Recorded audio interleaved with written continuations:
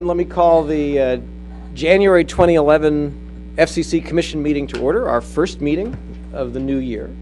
Madam Secretary, would you please introduce our agenda this morning? Thank you, Mr. Chairman. Good morning to you. Good morning, Commissioners. Today's agenda includes one item for your consideration. You will consider an order and further notice of proposed rulemaking to ensure that the public safety broadband network is interoperable nationwide. This is your agenda for today. The item will be presented by the Public Safety and Homeland Security Bureau. Rear Admiral Jamie Barnett, Chief of the Bureau, will give the introduction. And before we begin, Admiral, if I could, I wanted to welcome a couple of special guests we have here today. We actually have a number of special guests here today, and some I'll come back to later. But in particular, right up front, I wanted to acknowledge two individuals who are here this morning who are working at the FCC as part of the Wounded Warrior Program. As some of you know, this terrific program places wounded veterans in positions at federal agencies while they're on medical recuperation. The FCC was very pleased to sign up to participate in this program, and I'm very pleased on behalf of all of my colleagues to welcome and thank the two wounded warriors who have been working here at the FCC. Sergeant Lyndon Sampang and Staff Sergeant Thomas Kowalenko. Sergeant Sampang, and they are sitting right here in the first row. Let me tell you a little bit about them. Sergeant Sampang was severely wounded in March 2010 while on patrol in Afghanistan with the 101st Airborne. He's an Army veteran of 8 years. Sergeant Sampang will serve as an emergency management intern in the Operations and Emergency Management Division of our Public Safety and Homeland Security Bureau, while continuing his recovery at Walter Reed Medical Center. Staff Sergeant Thomas Kowalenko is a veteran of 17 years. He's a member of the Connecticut National Guard and was injured while on training assignment at Fort Leonard Wood in Missouri. Staff Sergeant Kowalenko has also worked as a network deployment technician for AT&T since 1987, and so we're not surprised that you chose the FCC to come and work, and we appreciate your help. Sergeant Kowalenko as well will serve as an emergency management intern in the Operations and Emergency Management Division of the Public Safety and Homeland Security Bureau while he is continuing his recovery. It is with real appreciation for your service that we welcome you to the FCC. We're honored to have you here as part of our operations, and so thank you on behalf of all of us.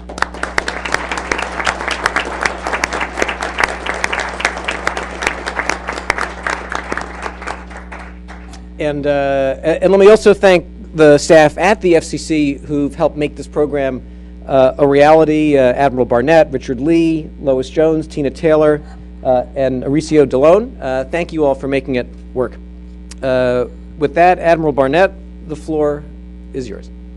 Thank you, Mr. Chairman and Commissioners. Today you're taking action, a major action to ensure interoperability, action that was foreseen in the National Broadband Plan, a vital part of the deployment of a public safety broadband network. Specifically, the item for your consideration today is an order and further notice of proposed rulemaking that will lay down an iron rule of interoperability which will save lives, protect first responders and the public for the foreseeable future.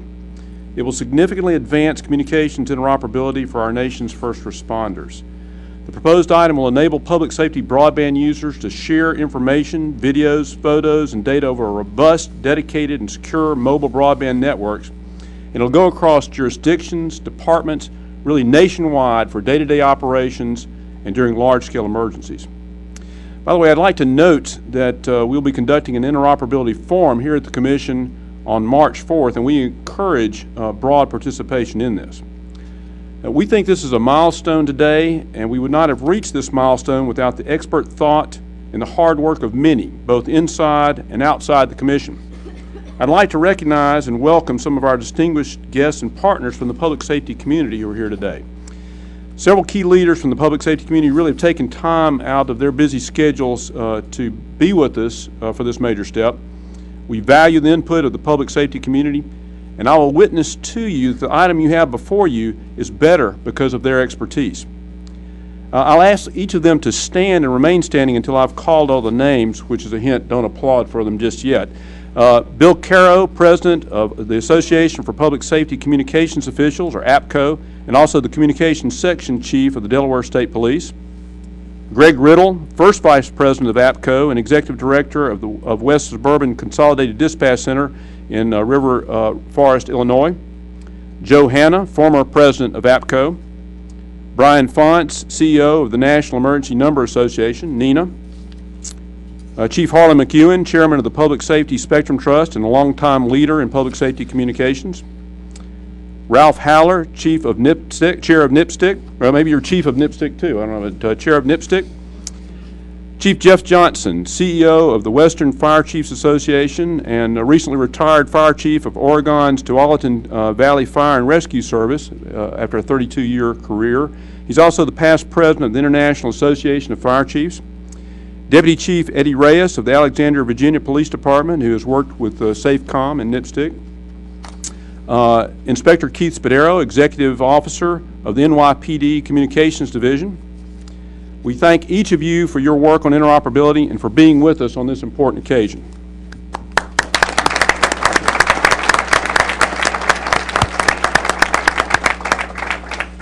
We've also worked very closely with our federal partners, with whom we share a strong desire and responsibility for interoperability in public safety communications.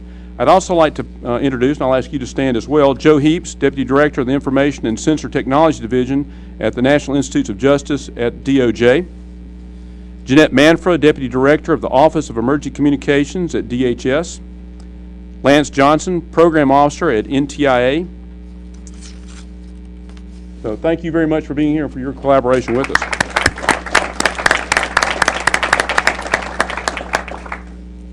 I'd also like to recognize people that have worked inside the Bureau and inside the Commission staff who've worked so hard on this. I'm not going to ask them to stand, although they can acknowledge with a nod or a raised hand when I'm. Certainly Deputy Bureau Chief David Firth, Erica Olson, who's remote counsel in Connecticut, Pat Amadeo, Dr. Behzad Ghaffari, Yoon Chang, Walter Johnston of OET, Tom Peters of Wireless, Roberto Mussenden, Jason Kim, Brian Hurley, Susan McLean, DeAndrea Wilson, Gene Filano, Michael Ha of OET, Dr. Henning Schulz-Rennie of Columbia University and our engineering fellow here this semester and last semester, Ziad Slim of Wireless, and I especially appreciate the leadership, vision, dedication, and energy of Jennifer Manor, who is our Deputy Bureau Chief and also the Acting Director of ERIC, in getting us to this point. And with your permission, Mr. Chairman, I'll turn the floor over now to Jennifer Manor. Thank you, Jamie. Last spring, the National Broadband Plan laid out a plan for achieving the deployment of a nationwide interoperable public safety broadband network. The Commission has been moving forward expeditiously to ensure that such a network is created. First, the Commission established in April of last year the Emergency Response Interoperability Center, or ERIC, as part of the Public Safety and Homeland Security Bureau. ERIC has, as a key part of its mission, to lead the development of a technical and operational framework that will support and foster nationwide operability and interoperability in wireless broadband communications for America's first responders. Second, the Commission granted 21 waivers for early deployment of public safety broadband networks in May of last year. These entities are the early builders of this very important network. To ensure that public safety broadband network is actually interoperable from day one of operation, the Bureau issued late last year an interoperability order. Today's item further advances the important national goal of nationwide interoperability for our first responders. With this, I would like to introduce Brian Hurley and Roberta Mussenden, who will present the item for the Commission's consideration. Thank you. Good morning. Today, the Public Safety and Homeland Security Bureau presents for the Commission's consideration an order and further notice of proposed rulemaking to ensure development of a nationwide interoperable public safety broadband network. This item advances a framework that builds on requirements established for public safety jurisdictions granted waivers for early deployment. Adoption of the item would further the Commission's long-standing goal, also recognized by members of the 9/11 Commission, of achieving a state-of-the-art nationwide interoperable broadband wireless communications network for our nation's first responders. The order designates long-term evolution, or LTE, the 4G broadband standard already adopted for early deployed networks, as a common technology platform for the network nationwide. An overwhelming consensus has emerged in support of this technology. both in the public safety community and in the commercial sector. The adoption of a common air interface for public safety broadband networks is an essential first step to ensuring nationwide interoperability. Additionally, the order stays certain rules that were predicated on a mandatory partnership that has not materialized. This will enable full consideration of the Commission's options going forward for facilitating deployment of this long-awaited network. The further notice portion of the item seeks comment on how to create a technical framework that ensures regional and tribal public safety broadband networks are interoperable and meet public safety requirements under a network of networks approach. Since these networks will carry information inherent to the safety of life and property, it is important to determine how to best ensure that public safety broadband networks have a baseline of operability. Without baseline operability, public safety cannot be assured of interoperability. Thus, the further notice seeks comment on aspects of network architecture, security, robustness, and resiliency. In order for first responders to derive the full benefits of a broadband network, the network must be available throughout their jurisdiction. Thus, the further notice seeks comment on coverage requirements and in-building coverage. Finally, these networks must be interoperable. Public safety officials must be capable of communicating effectively and seamlessly with one another, regardless of what particular network they are on. Therefore, the further notice seeks comment on network interconnectivity, roaming, priority access, as well as federal use of these bands. It also seeks comments on mechanisms for testing and verifying public safety broadband interoperability. The Bureau recommends adoption of this item and requests editorial privileges. Well, thanks to each of you very much. Let's take comments from the bench. Commissioner Cobbs. Thank you, Mr. Chairman. First of all, I want to join in welcoming the two sergeants. We are proud to have you here with us this morning, proud to have you at the Commission, and proud of your service to the nation. Thank you very much.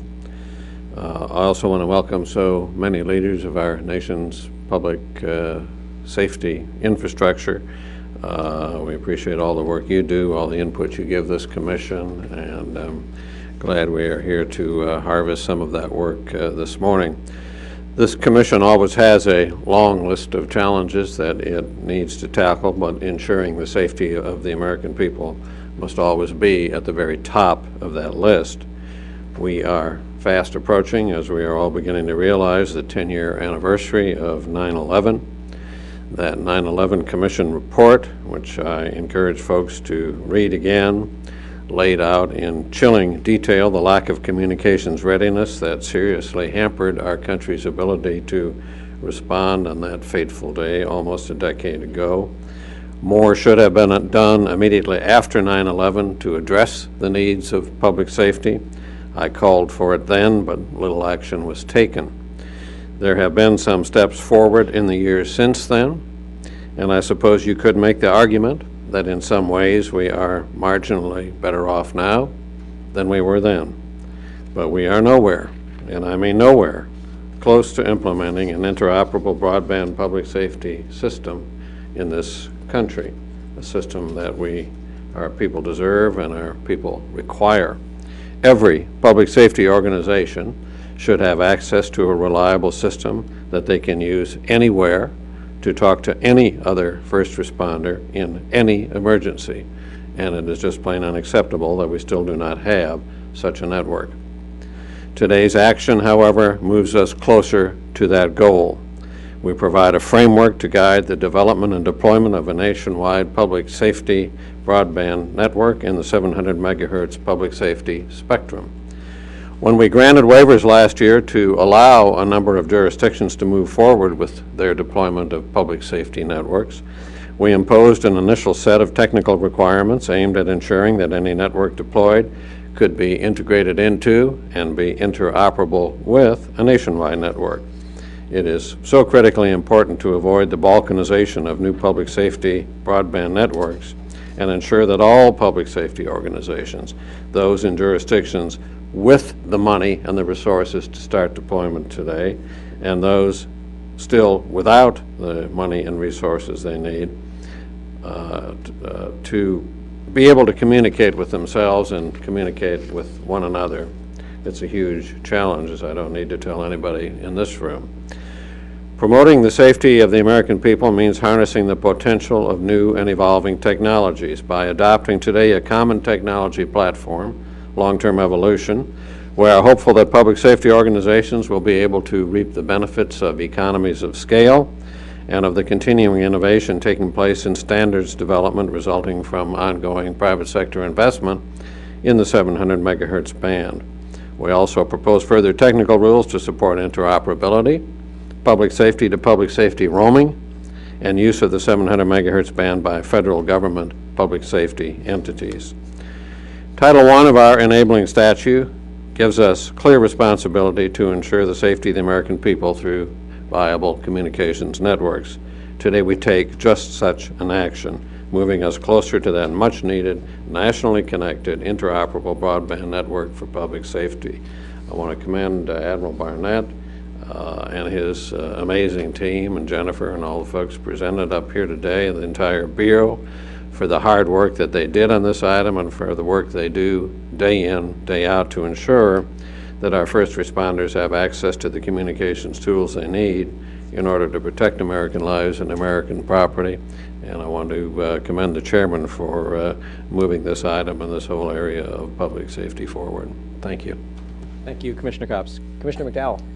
Thank you, Mr. Chairman, and I would also like to welcome our wounded warriors and welcome you to the FCC, and it's an honor to have you here and to serve alongside you. I want to thank you for your service and sacrifice to help defend freedom and defend our country, and as well, welcome to our public safety guests as well for helping us keep us safe here within our borders as well. So thank you for your advice and counsel going forward.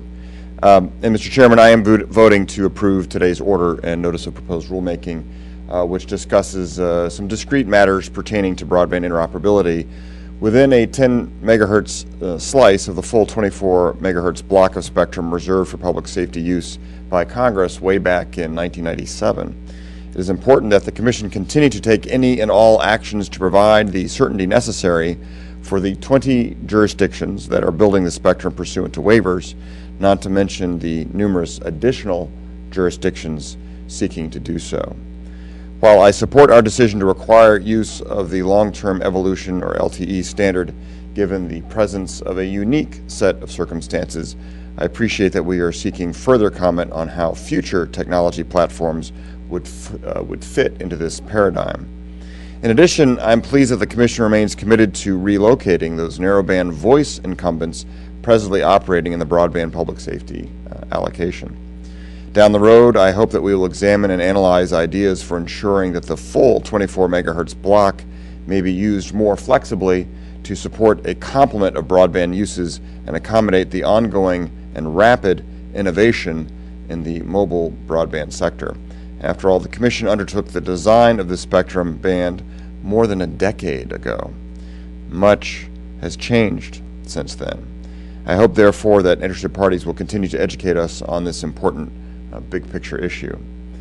In a perfect world, with the 10th anniversary of 9/11 fast approaching, we would have already finalized an order setting forth auction and service rules for the D-block spectrum. In fact, actually, we already did so back in 2007, but it didn't work. So it's time to go back to the drawing board. But perhaps we would have already concluded an auction of this spectrum, and public safety entities would be in a position to elect to partner with these auction winners today. I'm eager to move to this step, which I urge that we undertake sooner rather than later. Many thanks to the Public Safety and Homeland Security Bureau and all your hard work on this, and look forward to continuing to work with you on this important issue as I have over the years. Thank you, Mr. Chairman. Commissioner McDowell, thank you. Commissioner Clyburn. Thank you again and good morning. Sergeants, I want to thank you from the bottom of my heart for your dedication to this nation and for your dedication to this agency. I have heard over the past week how much you mean to this agency and how much you have poured your commitment, shown your commitment to public service to this agency. We are grateful, and I look forward to further interaction with you. Thank you very much. Communications difficulties during September 11th and Hurricane Katrina, made it clear that we should do everything in our power to develop an advanced communication system that meets our nation's public safety needs. While Congress is actively reconsidering how best to address spectrum in the D block, I am glad that our Commission is moving forward and taking important steps to develop the framework for the first nationwide interoperable broadband network for public safety. The further notice takes a comprehensive approach to identify issues that should be addressed in order to develop a nationwide public safety broadband network that will not only be truly interoperable, but reliable, secure, and advanced. I am especially pleased to see that the further notice focuses on issues which, if not properly addressed, could result in interoperability gaps in the nationwide network. Those issues include ensuring interconnection with narrowband operations and legacy networks, and promoting greater coverage, performance, and quality of service requirements. I understand that staff carefully considered the input of public safety in our discussion of the coverage requirements.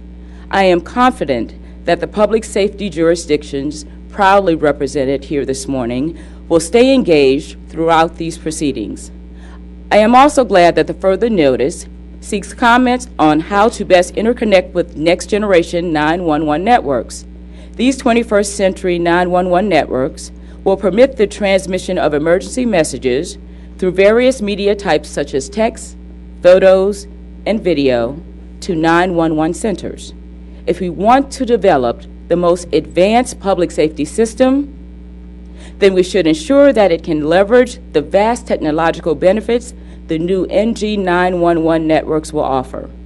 I strongly support this order and further notice and applaud Admiral Barnett and the most resilient Jennifer Manor for your leadership. I also want to thank the staff of the Public Safety and Homeland Security Bureau for presenting such a thorough item, further notice of such a thorough item. Thank you very much.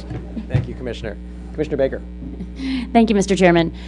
Repetition actually doesn't make it any less meaningful. I want to welcome the sergeants for your service here. Thank you for your sacrifice. We are very privileged to have you working with us, and just wanted to offer my sincere gratitude as well.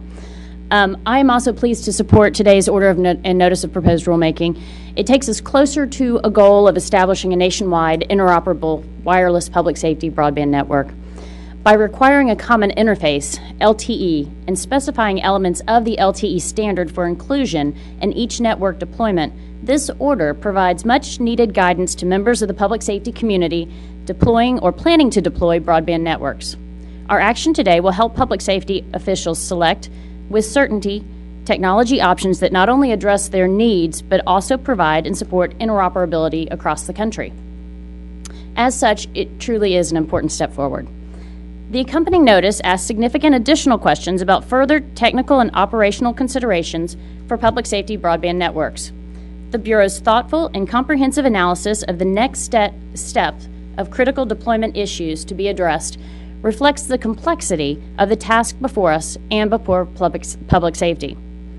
State-of-the-art wireless broadband networks, which include a significant terrestrial component, are complex technical undertakings.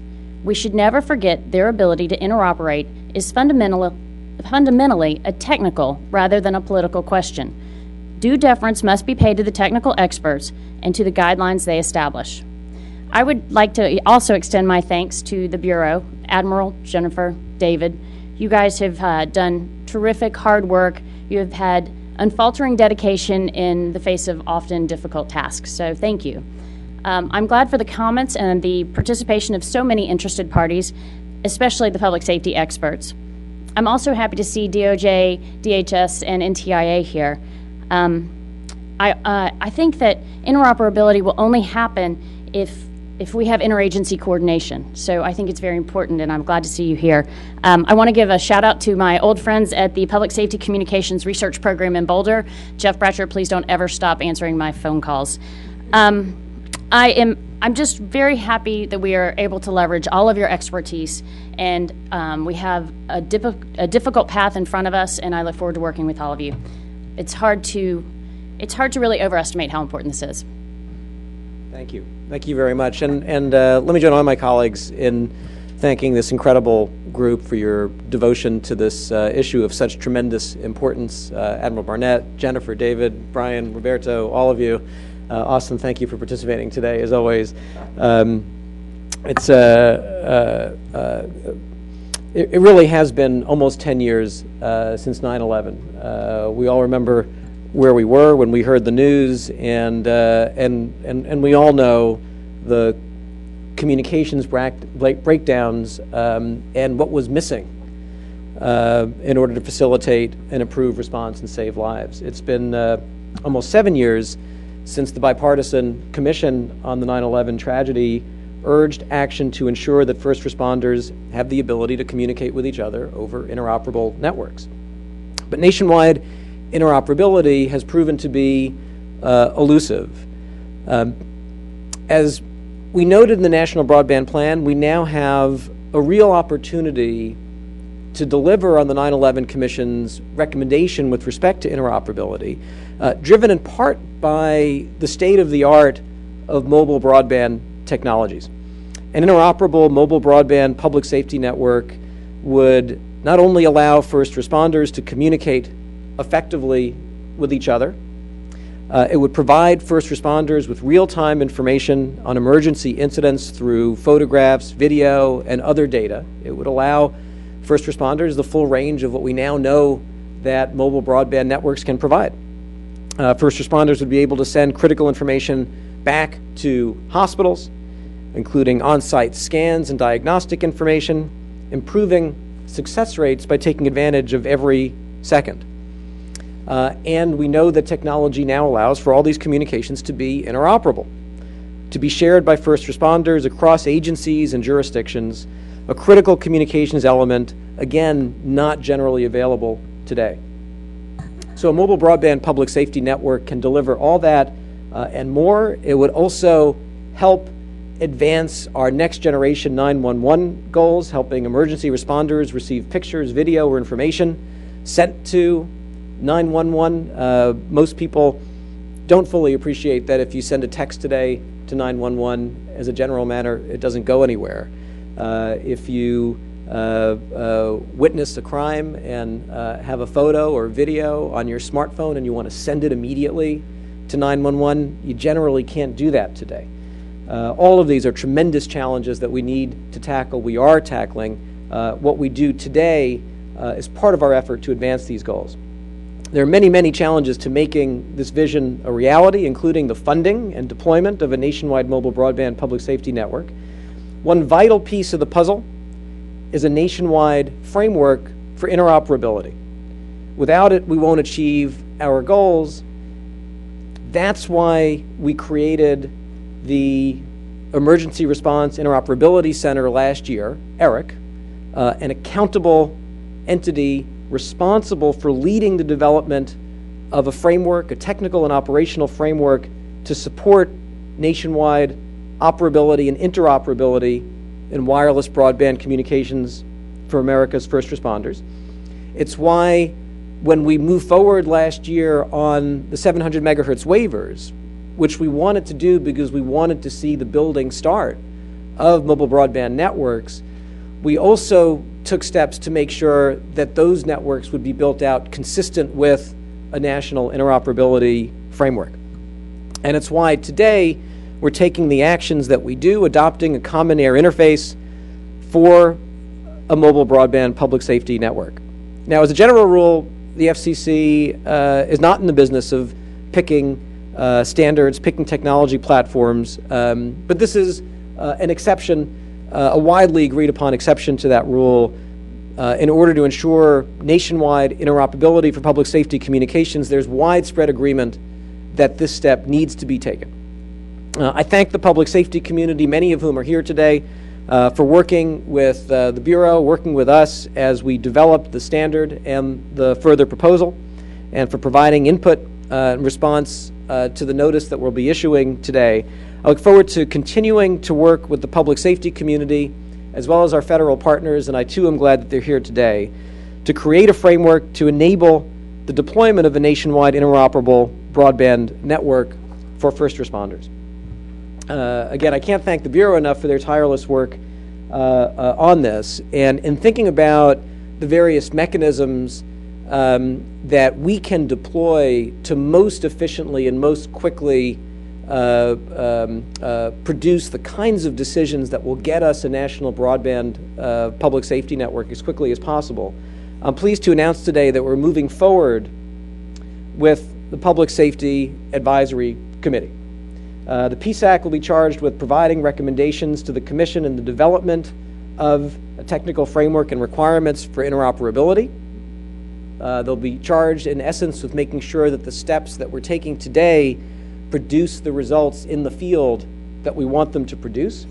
The PSAC will be a key part of our effort to ensure that the public safety wireless broadband network is interoperable on a nationwide basis.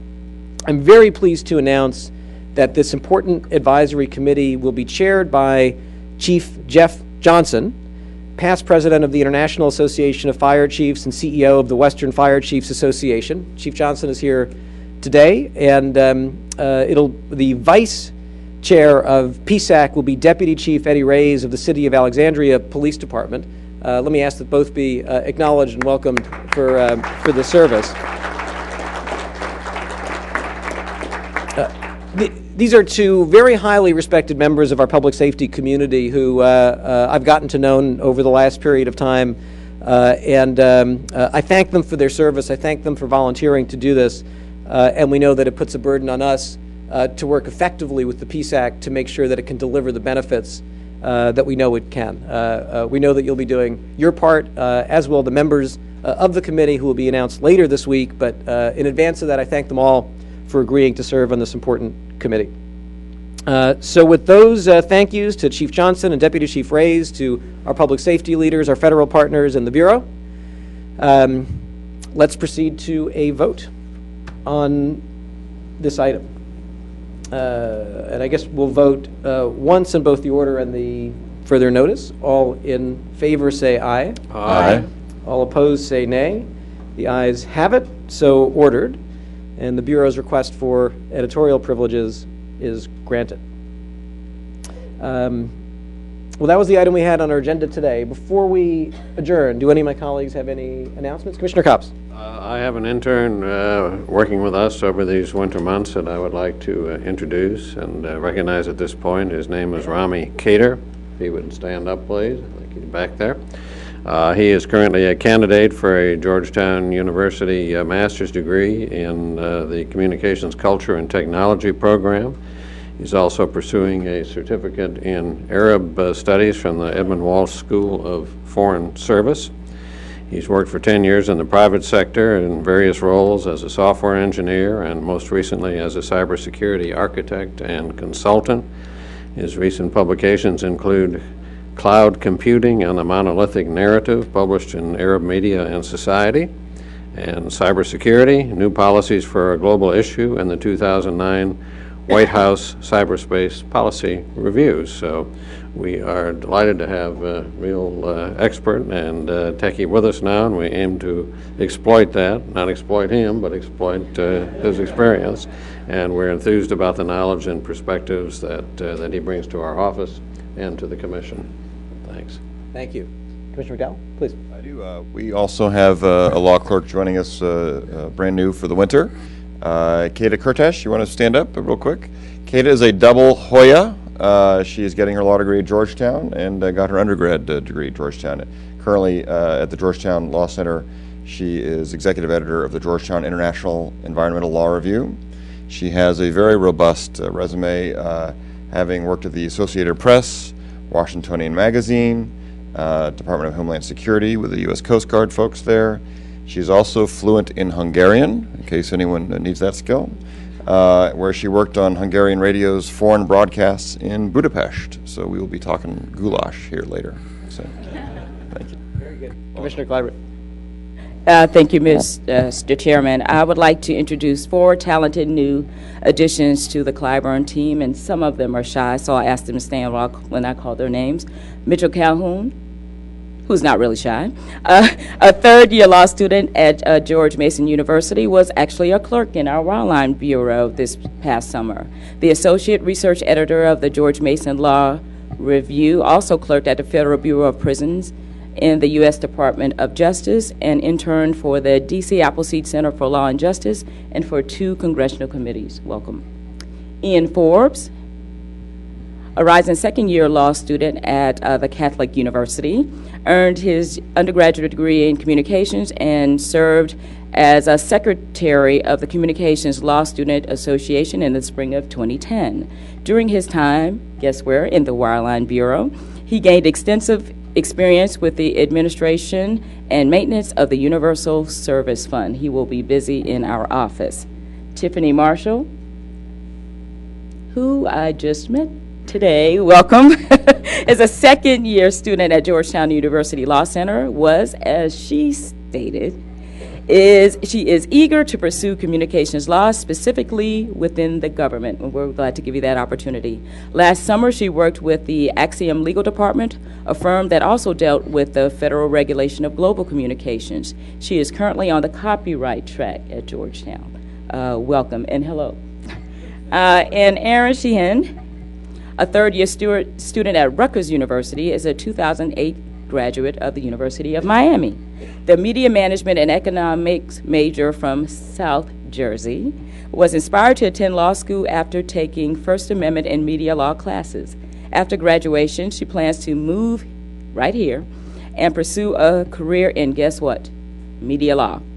I would like to welcome all 4 of our very talented interns for, I think they call this the spring semester, but it's a little chilly outside. And thank you for your commitment to public service. Thank you. Commissioner Baker? Thanks, Mr. Chairman. We have some changes in the Baker office as well. Krista Witnowski, you can stand. Krista is returning to her position as legal advisor in the Media Bureau. Krista, we could have never made it through the Comcast merger without you. Your hard work, your terrific ability to distill the issues, and your wonderful sunny disposition will be very missed in the Baker office. She will, however, remain a member of the Baker team with the official, though outsourced, title of Ambassador of Fun. Thank you, Krista. We really appreciate you. I also want to extend a warm welcome to Jennifer Tatel. Jen, you have to stand up too. Jen joins us from the Media Bureau, where she was chief of the Industry Analysis Division. Jen, the Comcast merger actually couldn't have gotten done without you. So thank you for that remarkable work. By all accounts, from everyone that was involved in it, you did just an outstanding job. So congratulations. That's amazing. Before that, she was actually an accomplished attorney at Sidley Austin. She went to George Washington Law School. Now, not indicative of any need we actually have in the Baker office, but certainly always helpful, Jen was a social worker for DC's Child and Family Services before she went to law school. She has a BS in psychology from the University of Illinois and an MS in social work from Columbia. Jen has tons of fans out there who praise her for being extremely bright, personable, very professional, and hardworking. So we feel very privileged and lucky that you are joining our team, and let's all give her a big welcome.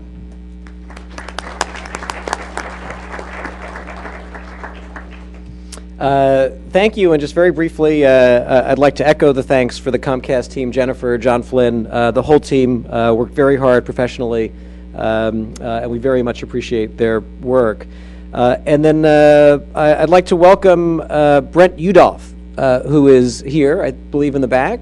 Brent is an officer with the U.S. Parole Service based in California, a rising star who is in the Parole Service's Executive Development Program.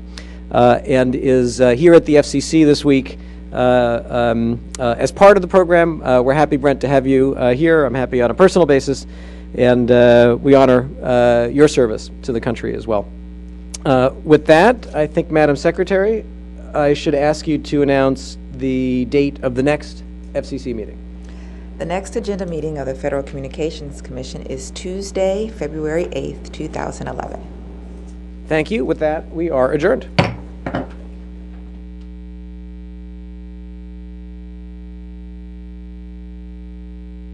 Hi, everyone. I hope you all know Rob Kenny. And I hope you all had a chance to say goodbye to Jennifer Howard. You guys know how this works. We're going to have you be able to ask one question, no follow-up. We'll start with Paul.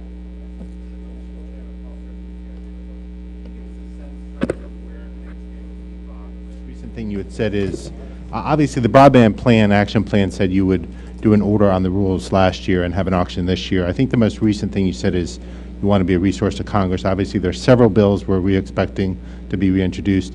Can you give us a sense, at this point, are you just kind of waiting to see what happens on the Hill with that? Well, Congress is now back, and they're actively considering legislation in this area. So we'll be a resource to that, and we're hoping for clarity soon. Brian?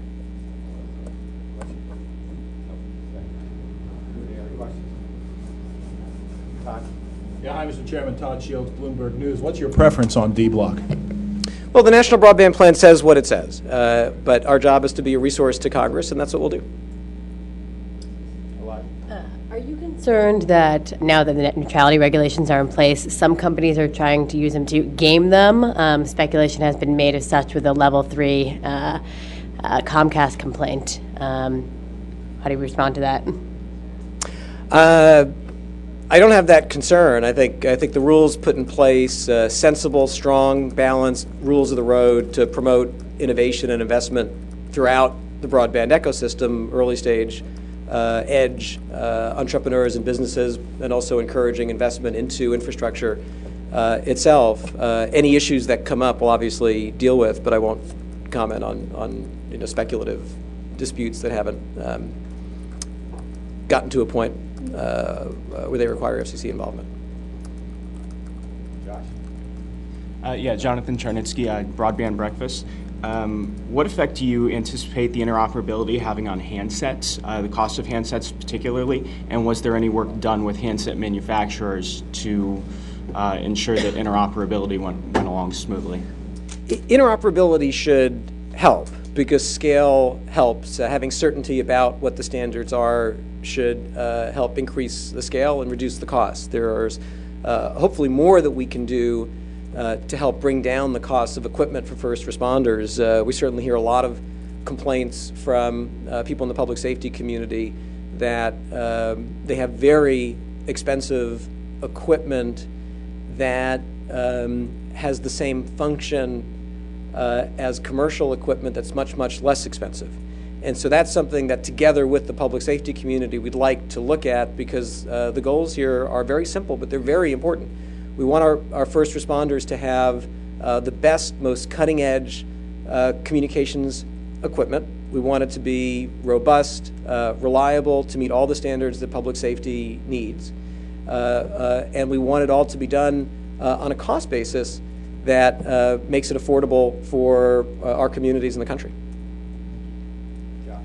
Moving ahead on this, are you waiting on Congress now? Is Congress waiting on you? What needs to happen next as far as moving ahead on this plan? I mean, do they need to wait after this? Do we need to figure out the D block auction? Right. Well, keep in mind that as we pointed out in the National Broadband Plan, the single biggest obstacle to rolling out a mobile broadband national public safety network is funding the network. Now, there are things that we can do like move forward on interoperability standards so that it can all move quickly once it's funded. But the single biggest obstacle to actually getting that network built is finding the money to pay for it. As we concluded in our National Broadband Plan, this is not an area where the market on its own will deliver a mobile broadband public safety network. Yes, so how do we overcome that funding challenge? Is it the auction or? Well, that's a question for Congress, and I know that they're looking at it very carefully, and there's broad recognition of the need to move forward on a mobile broadband public safety network, and as you know, there's active consideration of different approaches to get there. Thank you. Thank you. All right. One follow-up? Sure. So I'm imagining that some of the information you may garner through some of these comments, et cetera, will help you define better what those budget problems may be. I mean, it seems like once you know what the architectural vision of the network will be, then you can go to Congress and say this is how much it costs. And that's been an ongoing process. I mean, the process of helping understand the potential costs of a mobile broadband public safety network is something that has been ongoing. All right, everyone. Thank you. Have a great day. We'll try to do a longer meeting next time. I'm sure that would make everyone happier. Thank you, Mr. Chairman. We'll now proceed to phase 2 of the press conference of the staff on the item. Jamie and Jennifer, if you'll come forward.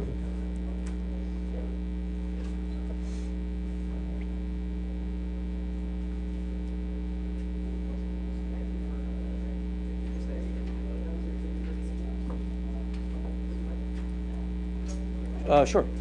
Wait, excuse me, we have a photo op first before we go to Jamie. All right. Where would you like it? The seal.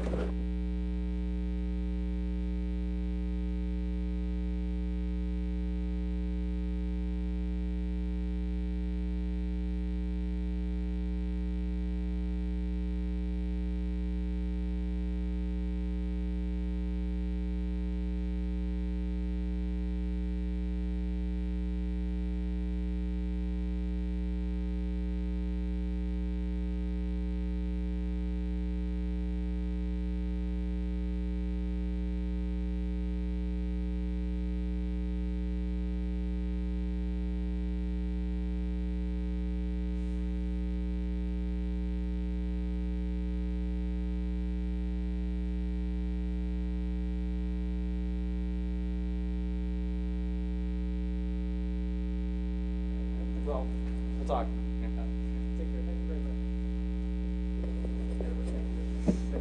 Okay, we'll now proceed with the questions. Paul, you want to take the first one? Yeah. Jamie and Jennifer, I guess first of all, you're expecting the item to be released today? Go to the mic, please. Yeah, I think it is. Okay. Second of all, as you know, the item the Bureau put out, the order you put out in December said that fixed wireless could only be on a secondary ancillary basis. Does this item propose that type of regime for the nationwide network? Thanks, Paul. Let me clarify. It didn't say secondary. It said ancillary basis. So no, never. Ancillary non-interference basis, correct? I have to go back and check. I'm pretty sure it was just ancillary. But I don't have the language in front of me. But we certainly see comments on that in this item. No tentative conclusion in this item? I have to be honest, I don't remember off the top of my head, but we can get back to you later on that if that's okay. Sure. You let me get back to you. We'll get back to you. Eliza? Hello.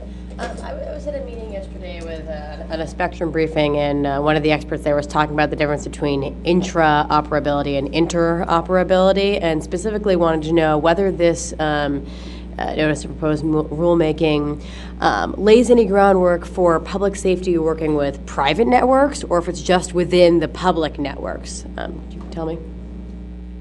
This particular one, we address more specifically public safety operating with public safety.